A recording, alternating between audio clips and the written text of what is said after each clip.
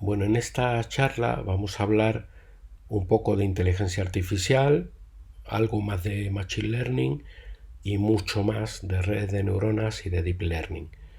Esto que aparece en el fondo de la transparencia, igual por vuestra juventud muchos no lo conocéis, es la cámara de HAL 9000.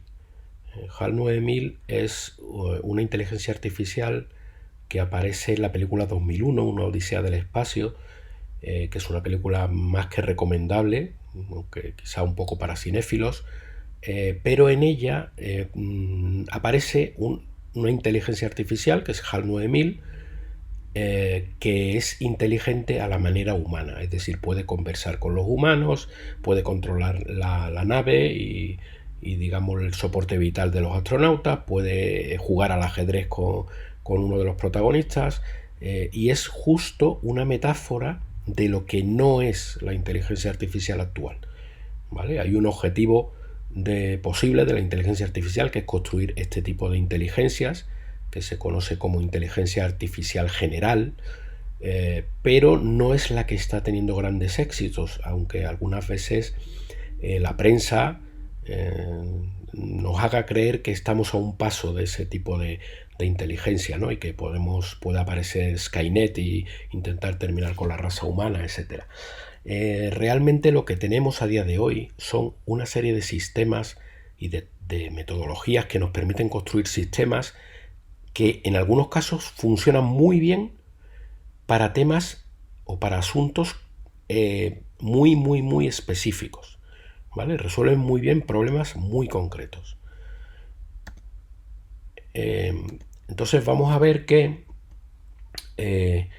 bueno, por situar un poco en contexto todo esto, ya que queréis sobre todo que os hablara de Machine Learning, el Machine Learning es una técnica más de inteligencia artificial, pero la inteligencia artificial se ocupa de otras muchas cosas. Por ejemplo, tenemos la búsqueda o la exploración en espacios de estados, que es la que lleváis en el navegador del coche, ¿vale? Nos permite saber cuál es la ruta más corta entre dos ciudades.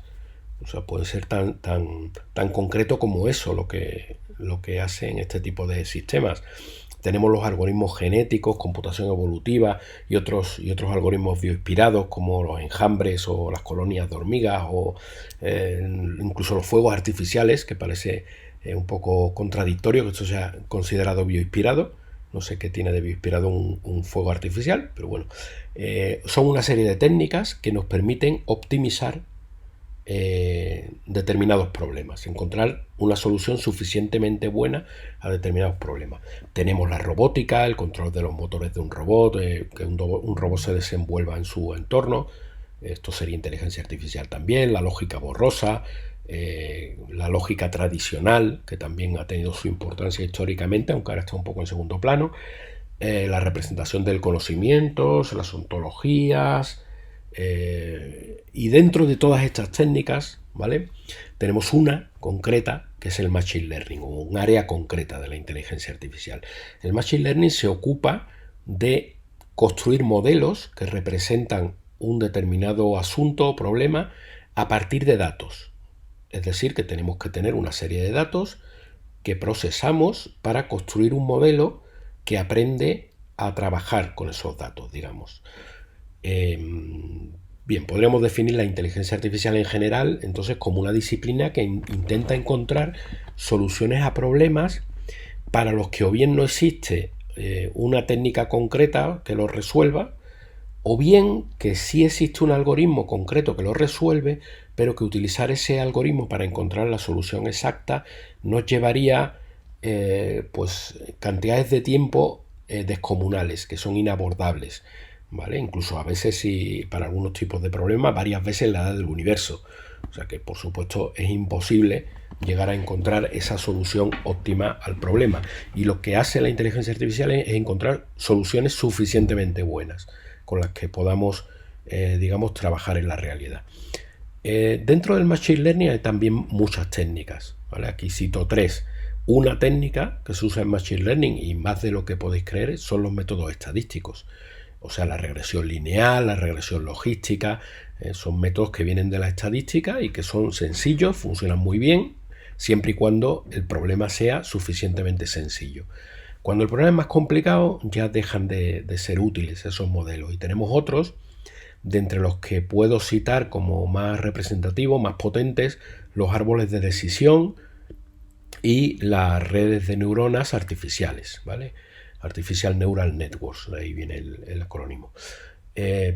Por aclarar incluso un poco más toda la mezcla de conceptos, ¿vale? Que muchas veces se utilizan uno por el otro y de manera quizá un poco incorrecta, pues tengo esta diapositiva, ¿vale? En la que podemos ver que el rectángulo verde sería la inteligencia artificial, que son todas estas técnicas y otras muchas más que he mencionado antes.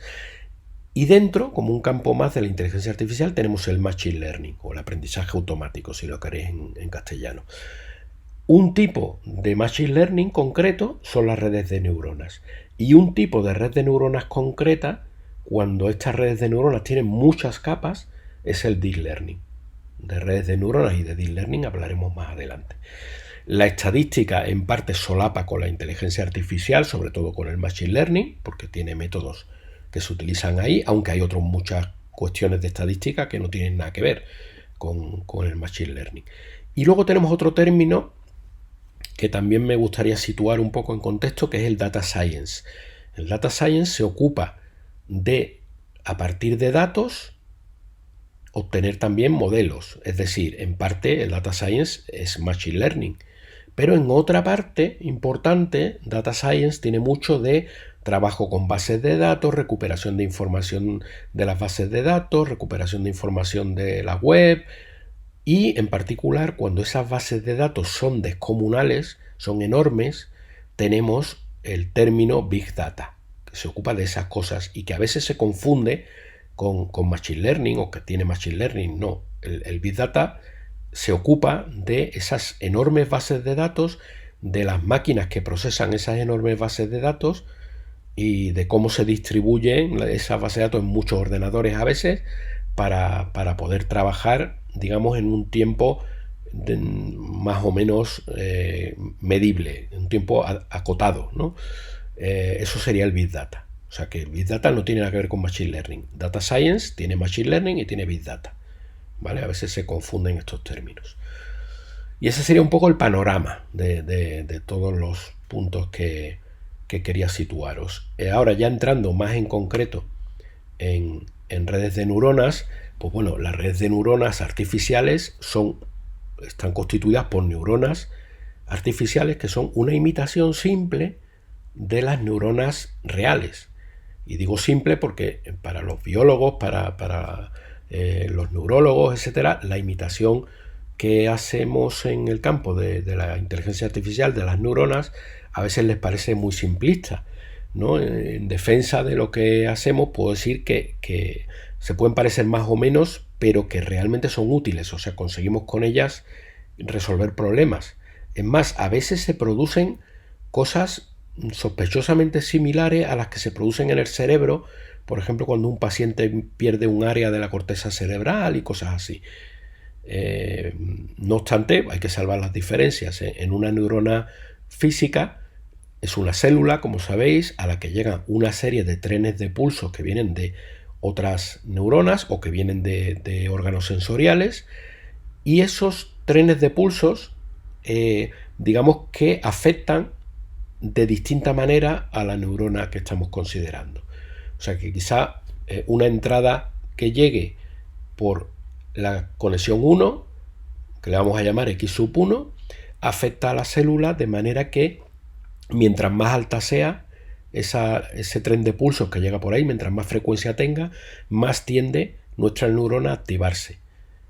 Y quizá en otra, en la X sub 2, a lo mejor mientras más alto sea el tren de pulsos, más tiende esa neurona a estar inactiva.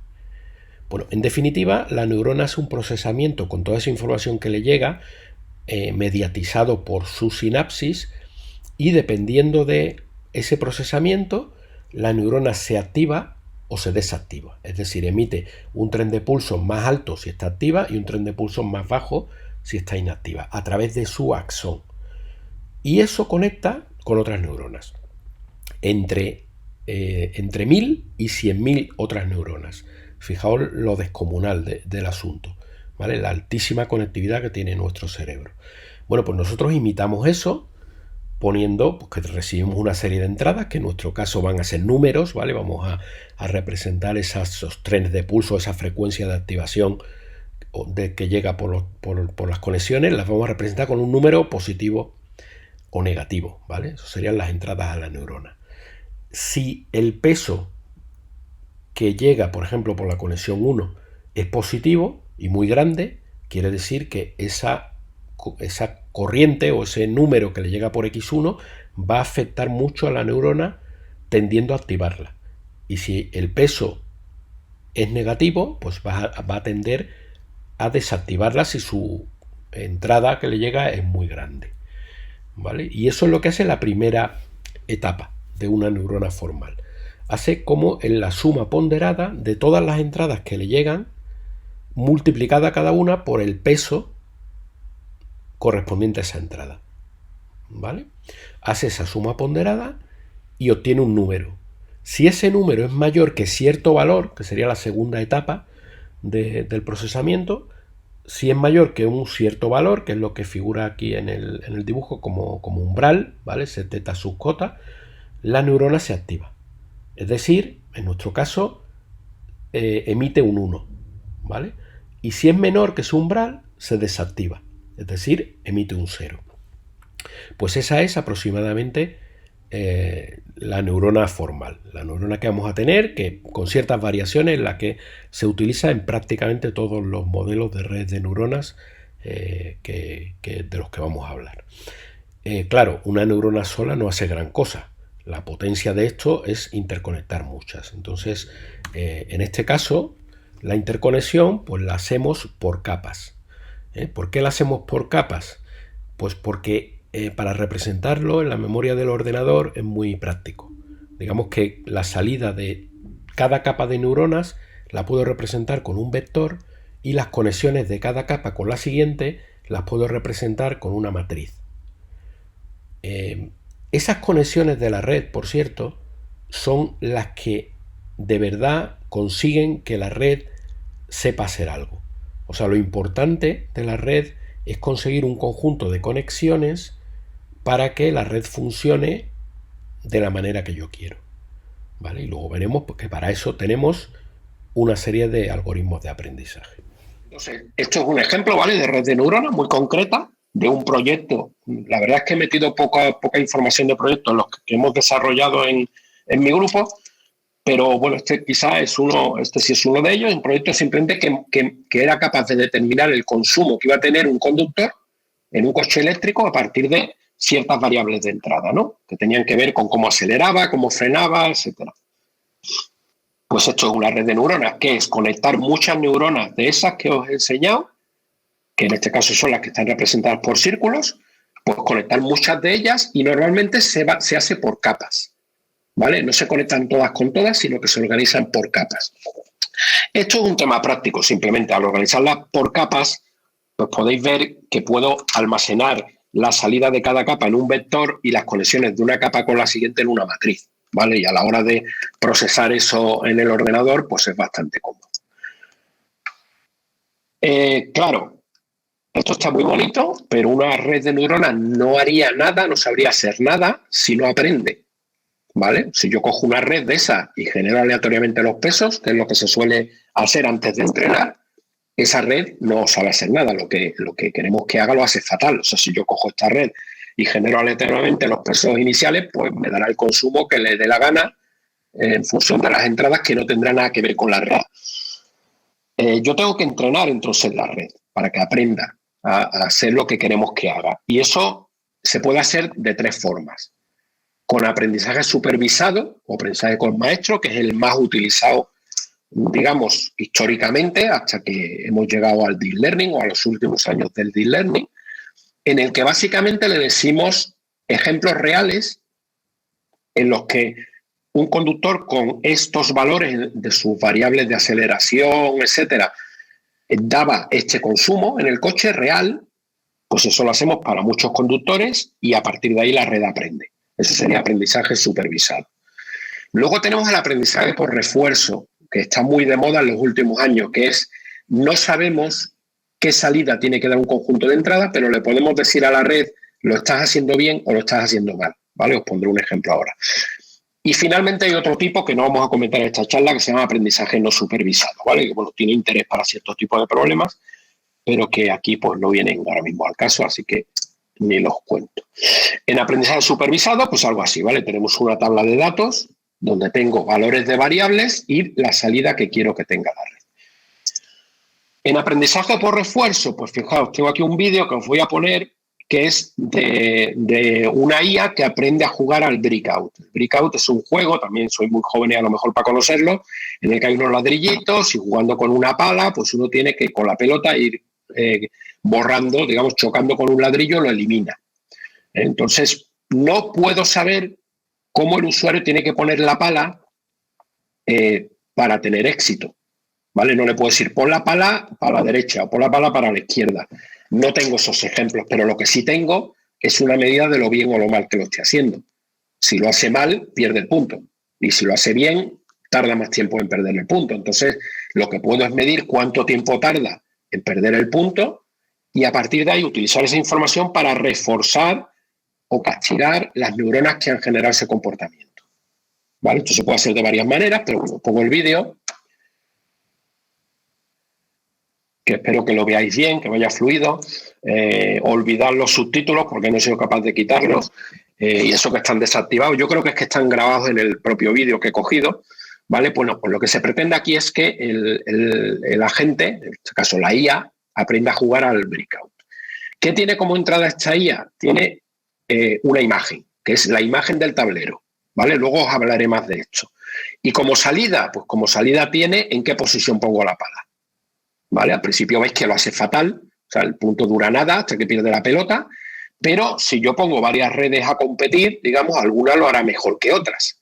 Entonces, esa que lo ha hecho mejor, haré que se refuerce y la que lo hace peor, que se castigue. Después de 2 horas, ¿vale? Aquí tenemos el resultado. Después de 2 horas aprendiendo la IA, pues ya no pierde la pelota, ¿vale? No pierde la pelota, o tarda mucho en perderla y vemos que bien, que ya es un buen jugador de Breakout. Pero cualquiera que haya jugado al Breakout sabe que la estrategia buena es intentar meter la pelota por un hueco para que rompa ladrillos por la parte de atrás, ¿vale? Esto pasa en esa IA a las 4 horas, ¿vale? Ahora veremos, ¿veis cómo ataca fundamentalmente al lado izquierdo? Porque así consigue antes abrir ese túnel para meter la pelota. Y ahí ya la ha metido y rompe un montón de ladrillos por detrás, ¿vale? Pues esto es lo que os quería, un ejemplo de aprendizaje por refuerzo que os quería enseñar, ¿vale? Esto es otro que me encanta, ¿vale? En este caso, fijaos que os cuento un poco, esta red de neuronas que está pintada arriba a la derecha es la que gestiona a un coche, ¿vale? Estos son coches que miden 5 medidas, 5 sensores que tienen en el frente, que miden de frente 45 grados a la izquierda, 90 grados a la izquierda, 45 grados a la derecha y 90 grados a la derecha. Es decir, tiene 5 medidas que son las 5 neuronas que veis ahí de entrada a la red. Y tiene 2 salidas, que es en qué posición pone el volante y cuánto pisa el acelerador. O sea que esas 2 salidas van directamente al control del coche. ¿De qué se trata? Pues al principio las redes se generan aleatoriamente y los coches veréis que se estrellan de inmediato. Lo que vamos a representar en el dibujo, arriba a la derecha, es la red del coche que más éxito tiene. Es decir, el que tarda más tiempo en estrellarse o el que va el primero y todavía no se ha estrellado, ¿vale? ¿Cuál es el refuerzo aquí? Que si el coche avanza más, eso es más refuerzo positivo. Si el coche se choca pronto, o sea, digamos que el tiempo que tarda en estrellarse sería el refuerzo que tiene esa red, ¿vale? Y en este caso el aprendizaje se hace por algoritmos genéticos, que bueno, como os he dicho, es otra rama de la inteligencia artificial y es uno de los mecanismos que se utilizan en refuerzo. Entonces voy a poneros el vídeo y veremos que al principio es un desastre, ¿vale? Hay uno que lo hace un poquito mejor, bueno, pues ese tendrá más descendientes en la segunda generación. Y entonces pues tiene un hijo que lo hace un poquito mejor que él, ¿no? Esto es lo que esperamos todos los padres, que los hijos lo hagan un poquito mejor que nosotros. Y A veces tenemos generaciones en las que empeora, ¿vale? Como esta que habéis dicho. Y poco a poco pues, se van consiguiendo redes que van siendo dibujadas aquí a la derecha, que lo que indican es las conexiones rojas son inhibitorias y las verdes excitatorias, ¿vale? Pues eso se va haciendo, como os he dicho, el sumatorio para cada neurona y se le aplica una función de activación, por ejemplo, la escalón, aunque normalmente no es esa, pero que os hagáis una idea, si el sumatorio supera cierto valor, pues entonces la neurona se activa, ¿no? Y con eso se va consiguiendo que cada vez controlando mejor el coche y por tanto que el coche vaya llegando más y más lejos, hasta que ya eventualmente consigue salir del circuito, ¿vale? No sé si dejarlo hasta el final, si continuáis, pues llega un momento en el que el que es ganador, digamos, el que tiene mejor red termina llegando al final, ¿vale? Pero tampoco quiero pararme mucho no tenemos mucho tiempo y entonces paso a la siguiente. ¿Cómo aprenden las redes? ¿Vale? ¿Qué algoritmo mágico detrás de que una red sea capaz de hacer lo que uno quiere a partir de la tabla de ejemplos o a partir del refuerzo? Pero bueno, en este caso sería más bien a partir de la tabla de ejemplos. Bueno, pues es un algoritmo más o menos mágico, ¿vale? Que se llama descenso del gradiente. Realmente, bueno, habría que contarlo muy detalladamente y tampoco es la cuestión ahora contarlo detalladamente, digo para entender bien, pero lo cuento a alto nivel. Consiste en que la red comete un error, ¿vale? Dependiendo de cuánto valgan sus pesos, que será mayor o peor, ¿no? Dependiendo de cómo lo haga de bien la red. Y lo que queremos es que la red que comete un error en un determinado momento baje ese error, lo haga más pequeño. Entonces tenemos una herramienta matemática que se llama el gradiente. El gradiente es la derivada direccional, o sea, es la derivada en un espacio de n dimensiones que nos dice en qué dirección tengo que moverme para que la variable en cuestión, en este caso el error, aumente lo más rápido posible. Obviamente, si lo que quiero es que descienda lo más rápido posible, lo que hago es coger el signo contrario, ¿no? O sea, el gradiente negativo o menos el gradiente. Y esto lo que nos hace es que, por ejemplo, si arrancamos en el punto E, pues demos un pasito pequeño en una dirección en la que el error baja. Si aplicamos este proceso iterativamente, pues iremos viendo que paso a paso el error va bajando hasta que conseguimos una red que comete un error suficientemente bajo. Y eso significa que la red lo hace bien, ¿vale? Hay algunos problemas que podemos encontrarnos, que por ejemplo en el A nos podríamos quedar aquí, esto es lo que se llama un mínimo local, si nos quedamos en ese óptimo, digamos, pero que no es el óptimo que nos interesa, sino que vamos a tener una red que lo hace, bueno, pues regular, ¿vale? Pero bueno, no es el caso ahora contar los problemas, sino que en esencia ese procedimiento, quizá con algún estancamiento o con alguna repetición que tengamos que hacer, al final nos lleva a encontrar una red, en el fondo un conjunto de pesos para las conexiones de la red, que es de lo que se trata, que nos da como salida algo suficientemente bueno. Esto lo dejo, ¿vale? Porque es un playground que tiene Google publicado online con el que podéis experimentar, ¿vale? Para distintos tipos de problemas que están dibujados a la derecha, pues podemos entrenar nuestras propias redes muy sencillitas, pero que resuelvan ese problema. No puede uno subir el problema que quiera, tiene ya unos 5 o 6 predefinidos, se elige uno y se ve. En tiempo real vais viendo cómo la red evoluciona a medida que el algoritmo de descenso del gradiente opera. Lo dejo ahí con el enlace para que lo probéis. Bueno, y ya pasamos al Deep Learning. ¿Qué es el Deep Learning? Ahora mismo cuando veis los artículos en los periódicos o incluso en televisión, dicen la inteligencia artificial ha conseguido X. Pues eso que ha conseguido la inteligencia artificial normalmente no lo ha conseguido la inteligencia artificial. Lo ha conseguido un campo dentro de la inteligencia artificial que son las redes de neuronas, que a su vez está dentro del machine learning. Es decir, no solamente lo han conseguido, sino que lo han conseguido ellas solas, ¿vale? No ha habido un ingeniero que ha dicho cómo tenía que funcionar el programa en cada caso, que era como se hacía antes en los años 80 y 90, sino que el propio sistema aprende a partir de datos.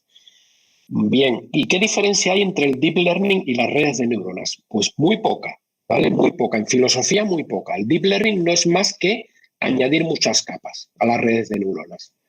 Bien, es verdad que las redes de neuronas anteriores, digamos, a 2012, que es cuando se dispara los éxitos del deep learning empiezan a dispararse. Las redes de neuronas que había antes eran casi incapaces o les costaba muchísimo aprender si tenían más de 2 o 3 capas. Entonces no se había experimentado, y además por una de estas desgracias que pasan en la ciencia, que es que hubo un artículo en 1976, luego otro posterior de aproximadamente del 91 o por ahí, que demostraba que una red con una única capa oculta era capaz de resolver cualquier problema, ¿vale? Entre comillas. Citándolo más literalmente, era capaz de aproximar cualquier función continua de cualquier número de variables, ¿vale? Bien, ese artículo, si bien es cierto, no es que fuera falso, es cierto, hizo mucho daño, porque incluso las redes de neuronas que incorporaban las herramientas típicas que usan los ingenieros, como MATLAB, solo incluían una capa oculta, o sea, ni siquiera se planteaban poder utilizar más. Y la investigación se centraba en eso, en redes de neuronas con una capa oculta o 2 como mucho. Y el caso es que cuando uno mete más capas, no es que consiga hacer cosas que no pueda hacer con una capa, sino que las puede hacer mejor. O sea, las puede hacer con menos neuronas, y sobre todo las puede conseguir que esas redes generalicen más. ¿Qué significa generalizar? Pues significa que la red que aprende con unos datos, cuando luego se enfrenta a otros datos, lo haga bien. Es decir, trasladado a lo que pasaba con ciertos estudiantes en secundaria, que todos lo habréis conocido, es que fulanito se aprende los problemas de memoria. Bueno, pues si tú te aprendes el problema de memoria, cuando te ponen un problema distinto no sabes hacerlo. Te sabes todos los que se han hecho en clase, ¿vale? Pero si cambia el problema, pues no eres capaz de hacerlo. Eso es generalizar. Y eso es lo más importante, el concepto más importante relacionado con el machine learning en general, no solo con las redes de neuronas.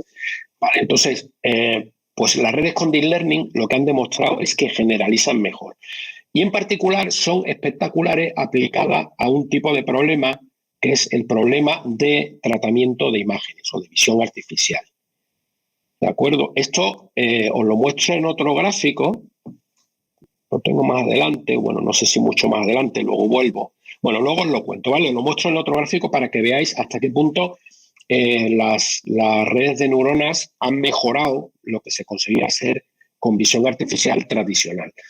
Estas son las novedades, ¿vale? He puesto ahí DRL, que ya sabéis lo que significa mucho, seguro, don't read too long, ¿vale?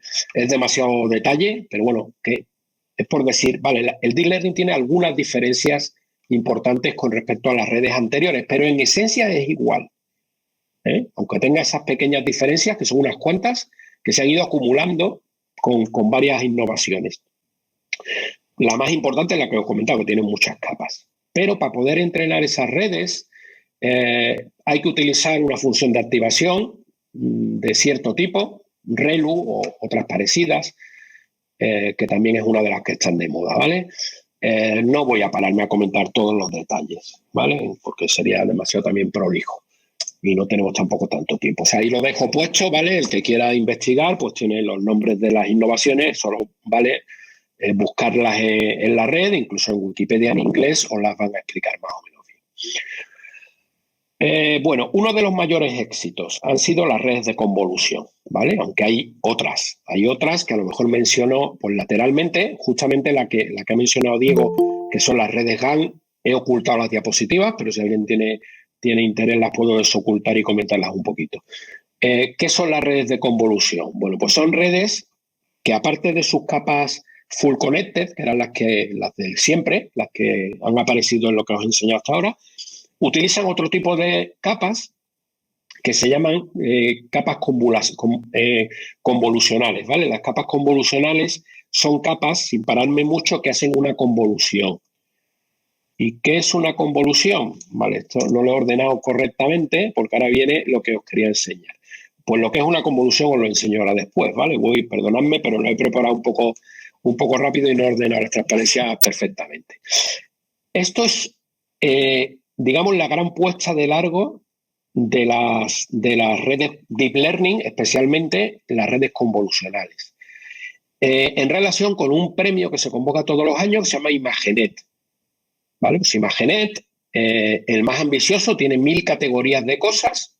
Esto es un ejemplito en el que veis que, pues no sé, tenéis una categoría de aviones, otra categoría de coches, otra categoría de aves.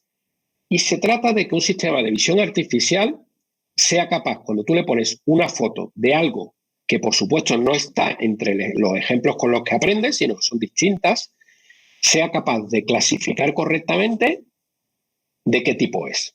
Fijaos que el problema es bastante duro, porque podéis tener aviones de perfil, aviones de frente, aviones militares, aviones, bueno, si miramos las aves, podéis tener un avestruz al lado de un gorrión, un gallo, o sea, que se parecen pues muy relativamente. Incluso veis ahí una que es la cabeza del avestruz solo. Entonces, el problema es muy, muy, muy complicado, ¿vale? Y esto, pues hasta 2012 se resolvía con métodos tradicionales de visión artificial, que es otra rama precisamente de la inteligencia artificial, ¿vale? Que no la he puesto yo en el listado, pero también es un campo dentro de la inteligencia artificial. Bueno, pues lo que sucede es que aquí en este gráfico tenéis 2010-2011, ¿vale? Un puntito por cada concursante, digamos, cómo quedó cada uno, ¿no? Y veis que todos son azules. ¿Por qué? Porque son métodos tradicionales, ¿vale? Computer Vision tradicional. Y en 2012 aparecen 2 modelos usando Deep Learning. Y fijaos la paliza que les meten. O sea, suben de un acierto del 74% aproximadamente al 84%, o sea, o al 85%. Suben un 10% en un año. Fijaos en lo que pasó entre 2010 y 2011. Subió, pues a lo mejor un 1%, el mejor algoritmo.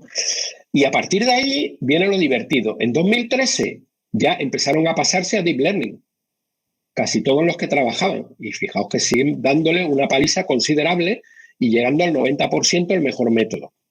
En 2014, 95% y en 2015 ya en el 97%. Bueno, aquí hay un poco de trampa, ¿vale? Porque este porcentaje de acierto no es que clave en la categoría a la que pertenece a la imagen, sino que la categoría está entre las 5 que propone la red. O sea, la red, cuando activa sus neuronas, dice, vale, las 5 que más activo son estas. Y si está ahí dentro a la que realmente pertenece el ejemplo que se le ha mostrado, se considera un acierto, ¿vale? Se llama top 5, esa manera de analizar. Por supuesto, también se puede utilizar en lo que sería el top 1, que es decir, vale, la que propone la red con más activación es o no es, y ahí el porcentaje es más bajo, ¿de acuerdo? Pero es que fijaos que desde 2015 se está superando al humano.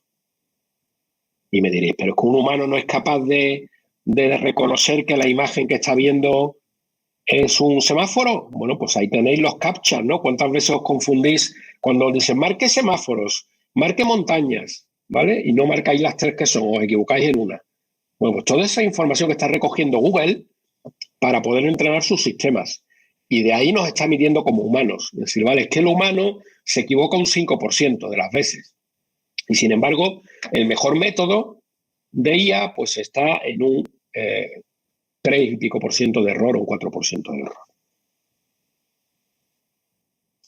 Bueno, esto me lo salto porque es que una cosa que se está viendo es que a medida que se introducen más capas se va mejorando, ¿vale? Este gráfico está un poco mal hecho porque va al revés, pero la última red que figura, esto se ha seguido mejorando, ¿vale? Pero los datos los he cogido hasta 2015, pues esta que tiene un 3,57 de error, aquí lo tenemos cuantificado, ya tenía 152 capas de neuronas, ¿vale? Frente a los primeros modelos de redes que tenían, pues eso, 8 niveles. Vemos aquí la de 2012, ¿vale? Bueno, ¿qué es una convolución? Como os decía, a grandes rasgos, ¿vale? Una convolución es una operación, os lo pongo aquí en el gráfico mejor, que se aplica a una imagen para obtener una imagen transformada, ¿vale? Dependiendo de los valores que yo tenga en esta máscara de convolución, tendré un resultado diferente. Por ejemplo, resaltaré los bordes, o al revés, o difuminaré la imagen y obtendré las grandes zonas, las grandes manchas de la imagen, etcétera, ¿vale? La visión artificial tradicional utilizaba estas máscaras para hacer su procesamiento. Y en las redes de convolución, pues a alguien se le ocurrió decir, bueno, ¿y por qué en vez de meter una máscara fija como esta que tenemos aquí, dejo que la red las aprenda? Y hago que aprenda muchas de ellas y quizá una, si estoy, por ejemplo, detectando números, pues quizá una le sirva para detectar, yo qué sé, líneas, otra le servirá pues, para detectar si es un 1, porque el 1 tiene una línea prácticamente, o si utilizo otra convolución, quizá le sirva para detectar que es un 8, etcétera. ¿Vale? Y al final tenemos redes, no voy a parar, de este tipo, en la que tenemos muchas convoluciones que se van aplicando capa a capa y al final una full connected que ya nos dice a qué categoría pertenece la imagen. Vale, bueno, pues me estoy alargando, así que os voy a comentar algunos ejemplos, algunos me lo paso, ¿vale? Esto es un ejemplo, bueno, que está hecho por mí, pero a partir de una red que se publicó, me suena que en 2014, y que lo que hacía era transferencias de estilo, es decir, aplicar una fotografía, el estilo de otra fotografía o de un cuadro. Esto luego ha generado productos comerciales como Prisma, por ejemplo, que es una aplicación que está para, creo que al menos para iOS, no sé si está para Android, que ha llevado esto al mercado, ¿vale? Pero no lo hace tan bien, lógicamente, porque aquí se le puede decir exactamente qué estilo queremos transferir. Entonces podemos conseguir cosas como, pues yo qué sé, la Giralda como si lo hubiera pintado Kandinsky o algo así, ¿no? O más este de aquí me parece alucinante, que es la Giralda pintada por Miró, ¿vale? Y tenemos algo como esto. Esto me parece realmente interesante, ¿vale? El resultado. Bueno, pues eso implica también otra cosa a la que tampoco voy a dedicarle especial tiempo, pero que las redes se están aplicando también a temas creativos, ¿vale? Aquí veis unos resultados de NVIDIA que podemos ver a Obama pues en patatas fritas y en terreno de sequía, ¿no? Desértico. Y vamos a hablar un poquito de AlphaGo, ¿vale? Porque ya casi me he comido el tiempo, pero al menos os quiero comentar un poco de AlphaGo, que era uno de los temas que creo que os interesaba. AlphaGo es una IA de Google que aprende a jugar al Go, ¿vale? El Go es un juego tradicional chino que se juega en un tablero, creo recordar, de 49 por 49 casillas o algo así. Es un tablero descomunal. Y lo que pasa con esos tableros es que los métodos tradicionales, que a lo mejor a alguno les suena si lo ha estudiado en la carrera, como el Minimax, por ejemplo, o Minimax con poda alfabeta, eran absolutamente incapaces de trabajar con la explosión combinatoria, con la cantidad posible de jugadas que tiene en cada paso el Go. Y entonces se consideraba como un reto de la inteligencia artificial que no se iba a poder superar en muchos años. Y os estoy hablando de que esto se hablaba en 2012, 2013. Estuve en un tribunal de tesis en el que se contaba esto y se hacía una aproximación con redes de neuronas que jugaba al Go, pues bueno, relativamente mal o muy mal.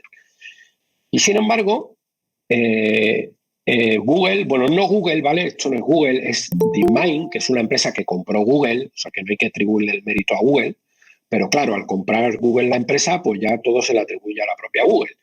Pero esto es DeepMind, una empresa, además creo que era inglesa, no era norteamericana, y que fue comprada por Google. Y entonces se plantea aplicar las redes de Deep Learning al juego del Go. De una manera bastante, digamos, radical o bruta, si queréis, que es ponerle como entrada a la red la foto del tablero. Así de fuerte. O sea, lo que se le enseña al tablero, a la red, es esto que veis aquí. El tablero, la imagen del tablero en 512 por 512. Y lo que tiene que decir la red a la salida es cómo de bueno es ese tablero, ¿vale? De cara a que el algoritmo gane o pierda. Y no es, digamos, todo lo que hace el sistema, ¿vale? Esta es la parte que valora cómo de bueno es el tablero. Para la parte de explorar los tableros, se utiliza una modificación del Minimax, de ese que probablemente alguno habéis estudiado, que se llama exploración de Monte Carlo, que no voy tampoco a contar en detalle, ¿vale? Pero que digamos que no mira todas las posibilidades, sino solo algunas, elegidas un poco aleatoriamente. Y con eso, combinado con una valoración de tablero excepcional, usando redes con Deep Learning, conseguimos estas cosas, ¿vale? Bueno, consiguieron, ¿no? La gente de DeepMind. No tengo aquí las fechas, ¿vale? Pero creo recordar que fue en 2014 cuando se creó AlphaGo Fan. AlphaGo Fan fue un primer sistema en el que la valoración de tableros la hacía una red con Deep Learning a partir de las valoraciones de un conjunto de ejemplos, ¿vale? Utilizando aprendizaje supervisado de dados por cuánto valía el tablero dado por Fan Hui, que es el campeón europeo, ¿vale? A la que AlphaGo Fan, cuando aprendió, le metió un palizón de 5-0 y fue súper criticado por toda la comunidad de jugadores de Go. Tenéis un documental fabuloso que está en Netflix y creo que a día de hoy también está en YouTube para verlo gratuitamente, ¿vale?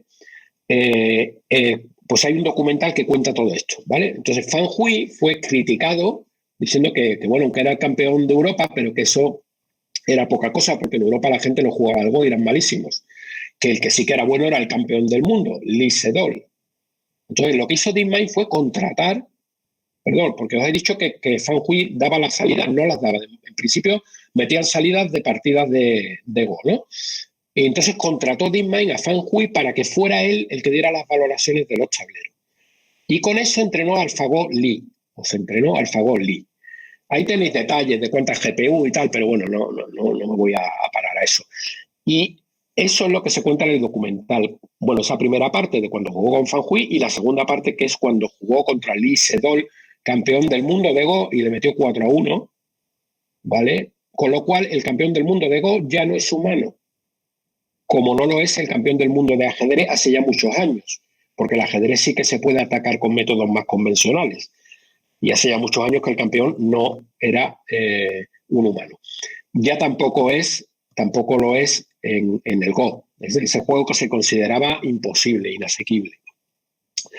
Y ahora os cuento la parte más interesante. Me estoy comiendo un poco el tiempo, ¿vale? Pero como creo que nos podemos alargar un poquitín luego para las preguntas, pues os termino de contar la parte de AlphaGo, que a mí me parece fascinante, que es el siguiente paso que dio DeepMind, que fue decir, vale, voy a entrenar un nuevo AlphaGo, que le llamaron AlphaGo 0, que no va a aprender a partir de un humano, sino que va a aprender por refuerzo, jugando contra él mismo, ¿vale? Siguiendo la misma estrategia que hemos visto en los ejemplos anteriores.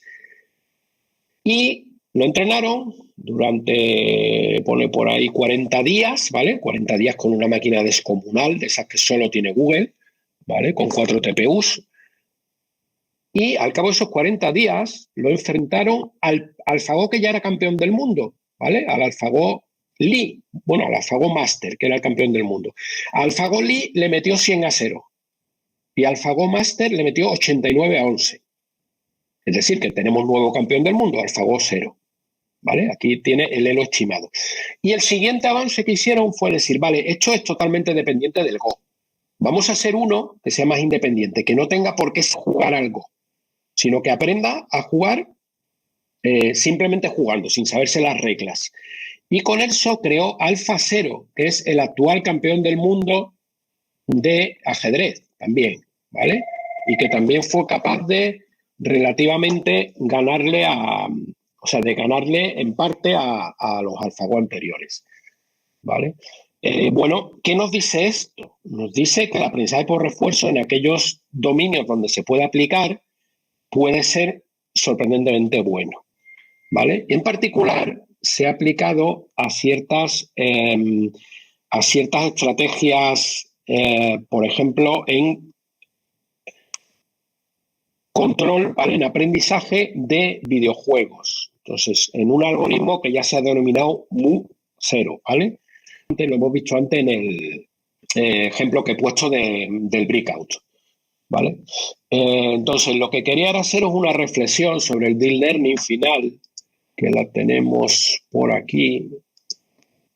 Bueno, no hace falta ni siquiera... Tengo otro ejemplo por ahí que está en el enlace, ¿vale? Que es de reconstrucción de vídeo y de imágenes de una película de las originarias de los hermanos Lumière, también es bastante interesante. Y aquí tengo para terminar y pasar a las preguntas, ¿vale? Una cosa me parece significativa. A ver, hay muchas tareas en las que los humanos son mejorables. Otras que no, ¿eh? Hay otras que la IA, por ejemplo, en jugar contra videojuegos, la IA supera a los humanos, no sé si en 70 y tantos videojuegos de Atari, pero hay otros en los que no, ¿vale? Ya digo, sin tener conocimiento ni de qué está haciendo el juego, simplemente por refuerzo. O sea, muevo el joystick, cómo tengo que mover el joystick, si le tengo que dar o no al botón de disparo y ver si tengo éxito o no con eso, sin saber lo que hay al otro lado. Bueno, como entrada meto la imagen.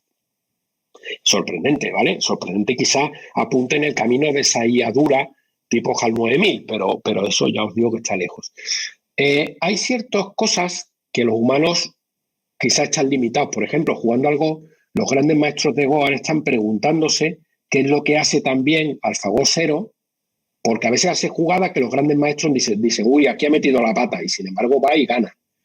Entonces, los grandes maestros están estudiando a AlphaGo 0 las jugadas que hace para ver si entienden nuevas estrategias y nuevas maneras para jugar ellos. Es decir, que hay un tema aquí interesante, que es cómo los humanos podemos aprender y mejorar a partir de cosas que hacen las IAs. ¿Vale?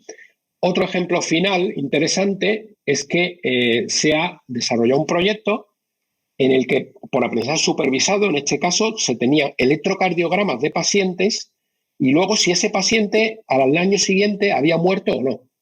Y con eso se entrenó una red de Deep Learning. ¿Qué pasó? Pues que la red de Deep Learning predecía mejor quién se iba a morir que los especialistas humanos.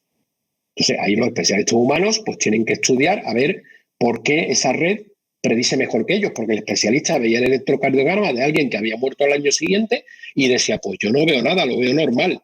Y sin embargo, la red estaba viendo algo, porque le hacía decir que sí se iba a morir. Y bueno, con eso termino, ¿vale? No quiero alargarme más, hay muchas otras cosas que podríamos debatir, pero prefiero dejar un turno de preguntas, ¿vale? Porque ya me he alargado bastante más hay 45, queríamos terminar. Así que dejo la palabra al moderador. Vale, ahora el que tenga alguna sugerencia, alguna duda o quiera hablar con Francisco puede participar sin ningún problema. Yo tengo una pregunta. Dime. Al final las redes neuronales han tenido un desarrollo muy reciente, pero no siempre ha sido así las técnicas que se utilizaban en los programas, bueno, sí, como decirlo, en el campo de la inteligencia artificial. ¿Tú cómo ves el futuro de este campo? ¿Se van a seguir utilizando redes neuronales? Vale, claro, le has preguntado a alguien que digamos que es tendencioso, ¿vale? Porque yo llevo trabajando en redes de neuronas pues más de 25 años y realmente no son tan recientes. Lo que es muy reciente es el deep learning, ¿vale? Como digamos, o sea, redes de neuronas con muchas capas. Pero yo he creído siempre en las redes de neuronas, sobre todo me ha fascinado siempre que fueran capaces de aprender ellas. Entonces, ¿cómo veo yo la inteligencia artificial en general? Y seguramente muchos investigadores en inteligencia artificial no estén de acuerdo conmigo, ¿vale? Porque trabajan en otros campos. Pero a mí nunca me ha atraído la inteligencia artificial simbólica, que es, digamos, la otra rama fuerte, que es la que existe, pues, prácticamente desde la fundación de la inteligencia artificial, hablamos en 1956, y las redes de neuronas tienen un origen casi anterior, ¿eh? O sea, las redes neuronales tienen verdadero origen en los años 30 o 40 del siglo pasado. O sea, que lo que pasa es que el primer método de aprendizaje, o sea, que esas redes aprendieran solas, es del año 58, 59. Y el verdadero avance que hubo en redes de neuronas que las hizo más capaces fue en el año 86 con el algoritmo de Deep Learning, este que os cuento de descenso del gradiente y tal, sin entrar en detalles. ¿Cómo veo yo el campo actualmente? Yo creo que no es casualidad que las redes de neuronas estén teniendo ese éxito descomunal, ¿vale? Sobre todo con Deep Learning. Y creo que están aquí para quedarse muchísimos años siendo quizá el método más potente que tiene la IA entre manos. Bien, es verdad que tienen algún inconveniente. Por ejemplo, a día de hoy una red de neuronas es capaz de hacer las cosas muy bien, por ejemplo, de saber si un tipo se va a morir a partir de su electro, pero no es capaz de explicarnos por qué se va a morir, por qué ella cree que se va a morir. Tiene que llegar un humano luego y ver si descubre por qué la red ha decidido eso, pero en el fondo lo que hace la red es echar cuentas con muchos números. Entonces los sistemas simbólicos tienen mayor capacidad explicativa. sea, de cuando toman una decisión, explicar por qué. A mí hay otro método, más bien tradicional, que sí que me parece muy interesante y se usa mucho en Machine Learning, que son las redes, perdón, el ID3, por ejemplo, son aprendizaje de, digamos, de reglas, ¿vale? También a partir de datos. Árboles de decisión, ¿vale? Árboles de decisión, construcción automática de árboles de decisión y en particular algo que se llama Random Forest. Eso tiene mucha aplicabilidad y funciona muy bien en Machine Learning. Claro, no son capaces de tratar con visión artificial. Digamos que sirven en Machine Learning pues más a partir de datos, de tablas de datos, de una base de datos y cosas así. Entonces sí que creo que la IA clásica sigue teniendo su campo. Pero ahora mismo el 99, por no decir el 100%, de todo lo que se menciona como éxito de la IA son redes de neuronas. Es así, nos guste o no nos guste, o les guste o les guste a mis compañeros de área, ¿no? Entonces, pues si es así, por algo es. Y no hay ningún punto de contacto entre lo que es la IA más simbólica y las redes neuronales. Poco, ¿vale? Se ha intentado, bueno, hay un punto de contacto que es en el lenguaje natural, pero bueno, tampoco te creas, porque al final el tratamiento del lenguaje natural, que tampoco he puesto nada de eso, en el fondo se basa en numerizar las palabras, digamos, de alguna forma, ¿vale?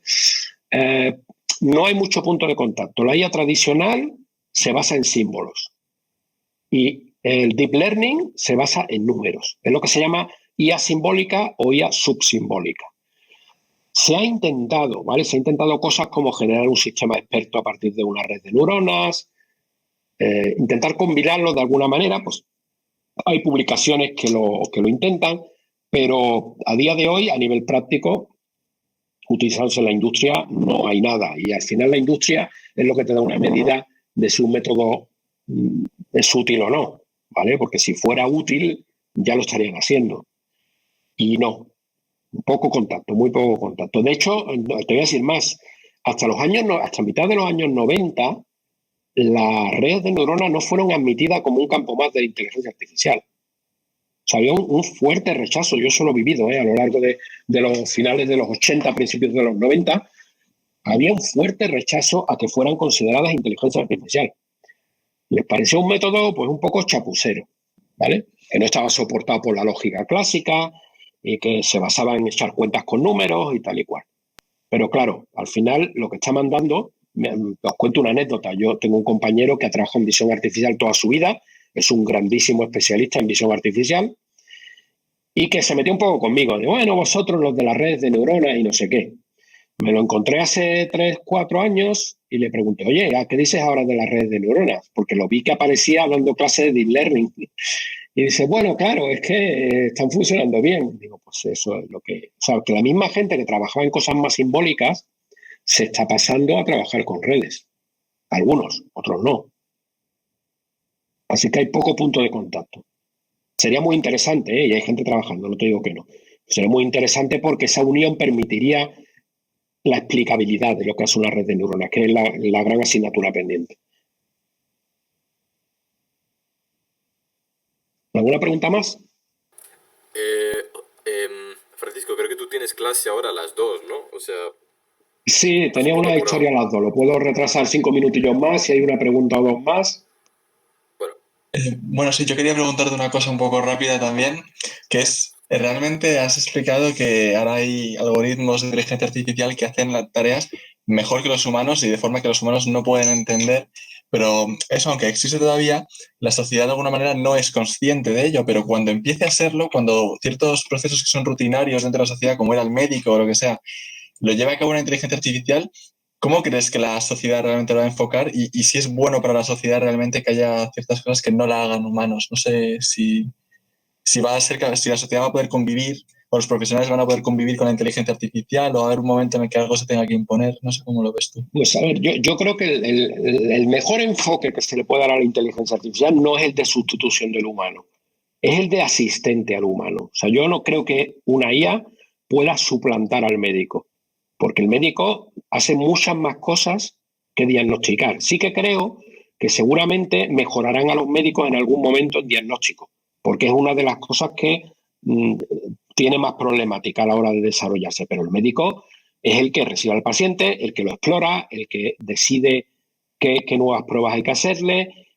O sea, yo lo que sí creo es que una IA puede ayudar, servir de apoyo al médico. Creo que ese es el mejor escenario, ¿vale? Evidentemente hay tareas más de tipo rutinario, como yo que sé, llevar la contabilidad de una empresa, pues que seguramente el contable, bueno, es que el contable probablemente ya ha sido sustituido o simplemente ha quedado también utilizando la herramienta que es el programa de contabilidad en el que mete las cosas y les da sus resultados. ¿Qué hace la IA que no haga un programa de contabilidad? Pues le puede dar a lo mejor consejos financieros de qué tiene que hacer para mejorar pues, la fiscalidad de la empresa o para mejorar dónde tiene que invertir la empresa, ese tipo de cosas. Y el asesor fiscal de la empresa lo utilizará.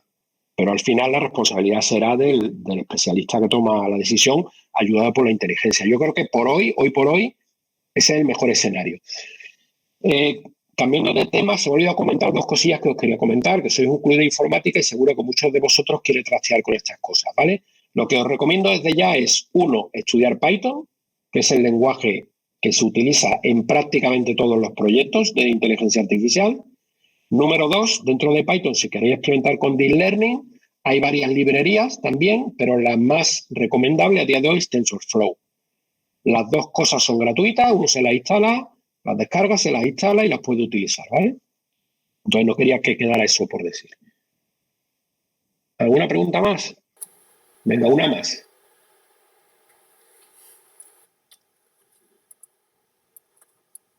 Respecto al reconocimiento de imágenes, ¿podrías ponernos una diapositiva? O sea, quería preguntarte sobre el tema de que dices que utiliza muchas capas en vez de utilizar una en concreto. Sí. Que era una matriz de 3x3 o algo así. Sí, no he querido pararme mucho. Sí, a ver, voy buscando la diapositiva. Aquí. Sigue. Mientras la pongo. Realmente esas matrices lo que hacen es cambiar el peso de las neuronas o cuando pasan a conducir o no conducir, me imagino, o qué es lo que hacen. A ver, el aprendizaje consiste en cambiar el peso de las neuronas, ¿vale? En eso consiste el aprendizaje. Una vez que la red ha aprendido, ya ese peso queda fijado. Un segundito que comparto. Vale. Una vez que ha aprendido la red, ese peso queda fijado, ¿vale? Eso es lo que es la parte, digamos, de aprendizaje. Cuando la red ya ha aprendido, ya no se toca eso más. Lo que se hace es que se presenta la imagen y la red da su salida. Eso tampoco lo he comentado, pero a día de hoy lo tenéis metido en Google Fotos, lo tenéis metido en los iPhone, lo tenéis metido en 1000 sitios, ¿vale? Eso está funcionando a nivel de electrónica comercial, ¿vale? Y son ese tipo de redes. Pero son redes que ya se han entrenado antes y simplemente se meten en el teléfono y lo que hace es procesar. Cuando uno busca en la galería de fotos y le dice paisajes, está metiendo todas tus fotos en esa red y sacando las que dice que es un paisaje. ¿Vale? O lo has metido en offline, ¿no? O a medida que vas añadiendo una foto nueva, la cataloga utilizando una red de neuronas. Entonces, la pregunta en concreto, ¿cuál era? Porque sobre los pesos... ¿Cuánto pesan? O sea, ¿cuántos bytes ocupan? Porque... Vale, mucho, porque fíjate que estamos hablando con una red de neuronas actual. Bueno, no te puedo echar el cálculo ahora porque la red no ocupa tanto, ¿vale? Lo que ocupa muchísimo es la información que necesitan manejar para entrenar la red. Eso te puedo decir que ocupa cientos de gigas, ¿vale? La red una vez entrenada no ocupa tanto. Igual estamos hablando de que ocupe, yo creo que no llega ni a gigas, ¿vale? Porque solo tienes que almacenar, por cada capa, tienes que almacenar unas matrices, ¿vale? Bueno, en el caso de las capas de convolución es un poco diferente, pero ten en cuenta que cada convolución tiene 8 valores.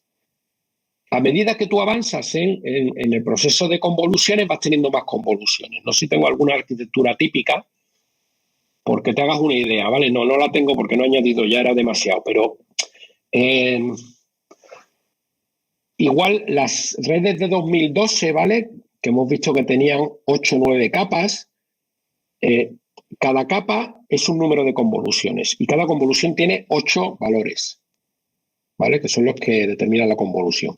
Y las capas full connected es así, si tú tienes 100 neuronas de entrada y 100 de salida, pues tendrías 100% conexiones.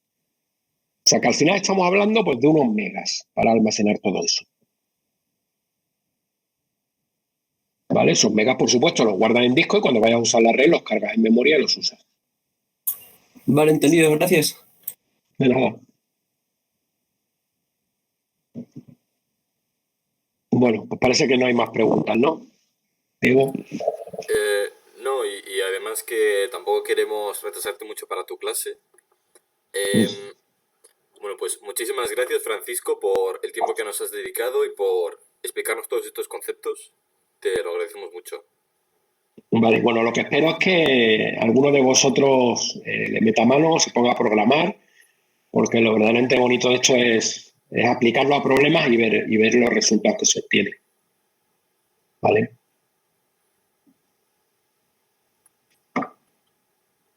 Un placer, Francisco. Y bueno, sí, perdón. Nada más. Un placer para mí también. Gracias a todos por asistir. Y bueno, si tenéis cualquier duda adicional o lo que sea, pues le podéis poner un correo a Diego y él me lo reenvía, ¿vale? Muchas gracias. Muy bien, pues Gracias. hasta luego. Gracias. Adiós. Gracias. Muchas gracias.